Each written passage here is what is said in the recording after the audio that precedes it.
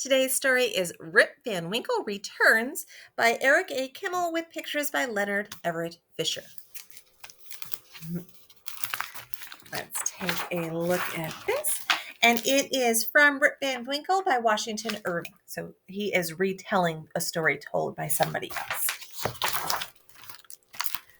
Long, long ago, before our country became a nation, a little Dutch village stood on the banks of the Hudson River, nestled against the foot of the Catskill Mountains. The village had been there as far back as anyone could remember. The bricks in the walls of the oldest houses had come across the sea in sailing ships when the whole Hudson Valley was a colony of Holland.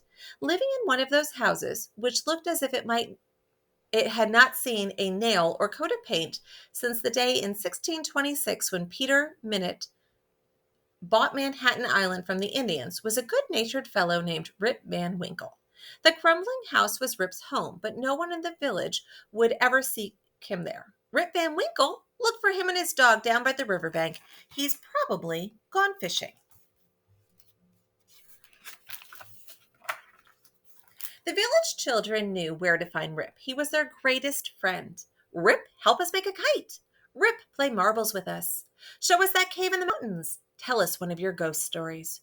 Rip Van Winkle always had time for children. Why wouldn't he? He never tended his own farm. His fences tumbled down and weeds grew in his field. What's more, his son and daughter went about as wild as if they had been raised in the forest by wolves. None of it troubled Rip. He took the world easy, preferring to starve for a penny than work for a pound. Dame Van Winkle, his wife, was another matter. She was not content to whistle her life away. "What is to become of us, Rip?" she would scream. "The house is falling on our heads. When are you going to mend the roof? A fox has raided the hen house. The cow has gotten into the garden and eaten the cabbages. I cannot see the corn for the weeds. The children are crying because they are hungry. What am I to tell them? That we will eat when their father comes home from fishing? Fishing? With all that needs to be done, how can you waste time going fishing? It would not be so bad if you caught anything, but you never do. You sit on the bank watching the world go by while your home falls to pieces." Then Rip would smile and take her hand, softly saying, Now, my dear, it is not as bad as that. I do catch fish and rabbits too when I go hunting. A perfect husband I may not be, but we have always gotten by." Gotten by? Starving? Living in a ruin? That may be enough for you, Rip Van Winkle, but it will never be enough for me. My life has been cursed since the day I married you. Too angry for words, Dame Van Winkle would seize the nearest broom. Then Rip and his dog Wolf, for their own preservation, would quickly take themselves to the village inn.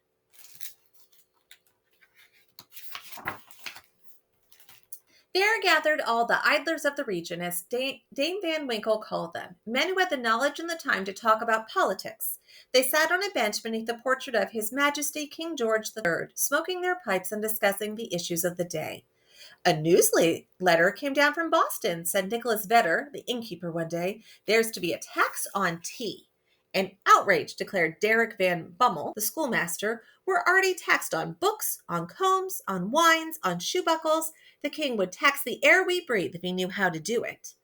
"Friend Jacob, speak not that way about the king," said Rip. "I am sure the good man tries his best. I can do without tea. As long as there are fish in the river and squirrels in the forest, Rip Van Winkle will get by." The sudden appearance of Dame Van Winkle brought the discussion to an end. "Let the king find a way to tax wasted hours," she said. "There'd be no need to tax tea or anything else. He could pay for the whole government with the money he got from this tavern. Idlers, you encourage my husband's laziness. I would not have to nag him if it were not for you."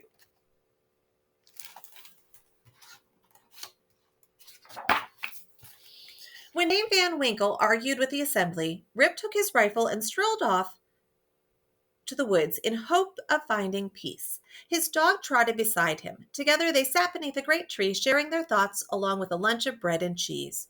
"Poor Wolf," Rip sighed.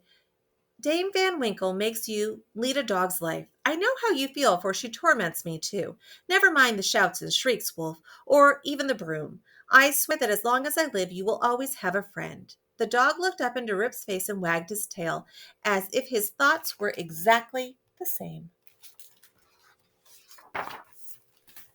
Rip continued until he and Wolf had reached the highest part of the Catskills. He stopped to rest on a green knoll. Below, he could see the Hudson River moving on its majestic course. Rip sat there until it was time to return home. He shivered at the thought of encountering Dame Van Winkle. Then out of nowhere, he heard his name. Rip Van Winkle! Rip Van Winkle! Rip looked around. The only living creature in sight was a distant crow flying across the mountain. Wolf growled. His hackles bristled. Rip looked down into a darkening glen. He saw a figure climbing up the rocks, bent under the weight of a load on his. As the stranger approached, Rip grew even more surprised, for coming toward him was an old fellow dressed in an antique Dutch fashion. On one shoulder he carried a keg, which appeared to hold some kind of liquor.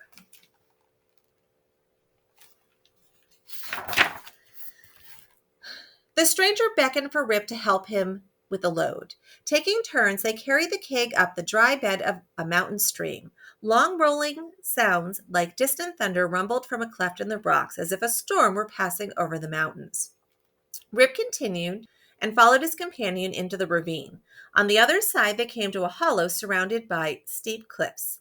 There, Rip saw a company of similarly clothed fellows rolling balls at 9 wooden pins set up on the green. They reminded Rip of the figures in a Flemish painting in the town hall.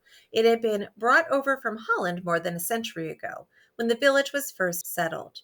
No one spoke. Nothing broke the stillness but the sound of wooden balls rolling across the green. It echoed through the mountains like peals of thunder.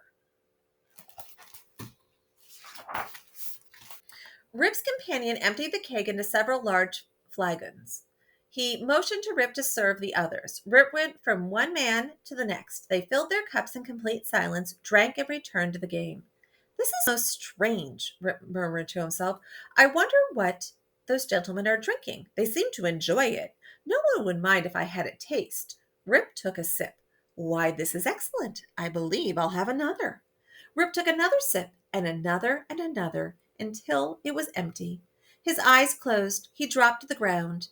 The flagon rolled on the grass as he sank into a deep and dreamless slumber. Rip opened his eyes. He squinted in the morning sunlight. "Where am I?" he asked himself. "I'm back on the knoll where I first saw that fellow with the keg." Then he remembered the hidden glen, the silent company on the green, and their game of 9 pins and the flagon. "Oh, that flagon, that wicked flagon! I should not have drunk so much. I have slept here all night. What will I tell Dame Van Winkle?" Take a look at what he looks like now. He looked around. His well-oiled rifle was gone. In its place, he found a rusty old flintlock with a worm-eaten stock. "Wolf, Wolf, where are you?" He whistled for his dog, but Wolf, too, had disappeared. "I'd best go home," Rip said. His joints ached. "Sleeping on the ground does not agree with me. How I long for my own bed, my own hearth, and a plate of Dame Van Winkle's molasses cookies, warm from the oven." Okay, so this is what he looks like now. And just as a reminder, let's see what he looked like before he fell asleep. This is what he looked like before he fell asleep. As Rip approached the village, he encountered a number of people. They were strangers, which puzzled Rip, for he thought he knew everyone in the region. Their clothes were of an unfamiliar style as well, which made Rip wonder if he had somehow wandered into a foreign land. Yet they all appeared to speak his language. "Hello, old man," one said, stroking his chin. Rip stroked his own. To his surprise, he found he had grown a beard nearly a foot long. Children and dogs crowded around as Rip entered the village. The children pointed and laughed. The dogs growled when Rip tried to pet them. Nothing seemed the same. Even the houses looked different. "Where am I?" Rip asked himself. "Could I have taken a wrong turn and lost my way? No, this has to be my village. I am sure of it. The mountains still stand in their places. The river still flows the way it always has. Oh, and why did I drink from that flagon last night? It has addled my head badly. I'd best go home. Dame Van Winkle will be angry, but I know she will make sense out of everything."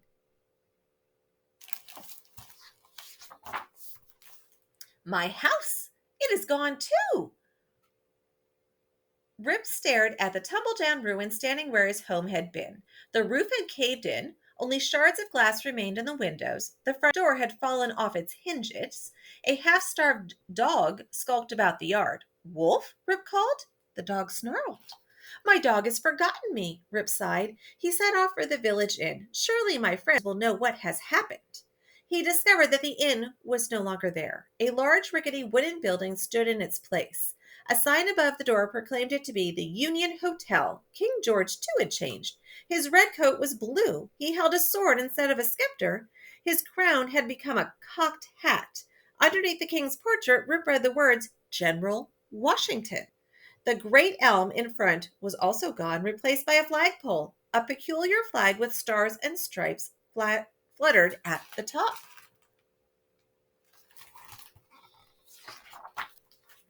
A crowd of people gathered to listen to a man giving a speech. He spoke of Bunker Hill, Valley Forge, liberty. None of it made sense to poor Rip Van Winkle. He came closer to listen. The people in the crowd stared at him. The speaker pointed his way. You, sir, what is your party? Are you a Federalist or a Democrat?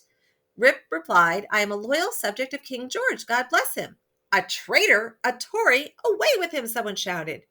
I mean no harm, said. I only came looking for some of my neighbors who used to spend time here. What are their names? A man in a cocked hat asked him. Nicholas Vedder, the innkeeper. He once owned this place. I knew him when I was a boy. He's been dead these 18 years. Brom Dutcher, also dead, killed at the Battle of Stony Point. And Van Bummel, the schoolmaster, what of him? He fought in the Revolution and became a general. You'll find him in Congress now. Rip's world had vanished in a night. Everyone he had ever known was gone. Does nobody know Rip Van Winkle, he asked. Certainly. Everyone in the village knows Rip. There he is, leaning against that tree. Rip stared at the fellow. It was as if he were looking into a mirror, for the young man leaning against the tree was the very image of himself on the day he went up into the Catskills.